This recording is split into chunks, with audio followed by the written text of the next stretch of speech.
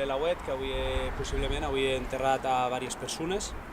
A la vegada l'operatiu s'ha activat tot l'operatiu de rescat, on han participat 13 rescatadors, 2 tècnics de la web, 5 Mossos d'Esquadra, 2 GRAES, hi ha hagut l'helicòpter de Generalitat i l'helicòpter de l'empresa Havoc que treballa a l'heliport de Viella.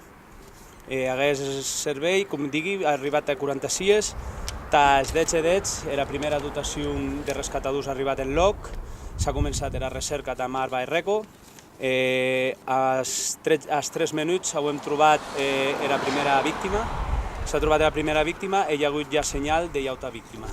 Aquesta primera víctima era semienterrada, era conscient però amb múltiples fractures.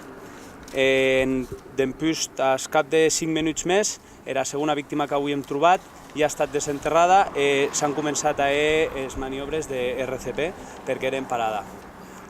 A cap de 10:25 se troba la tercera víctima, que era en la part de nau del lauet, també avui parada cardiorespiratòria.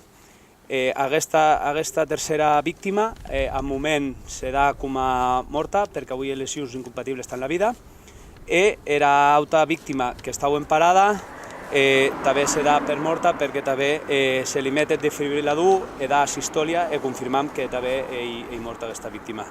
A partir d'aquí se comença l'evacuació de la persona viva a l'heliport de Viella, on ella ha tinguda per una ambulància medicalitzada i després és transferida a l'helicòpter medicalitzat que se transferís a l'Hospital de Bellvitge de Barcelona.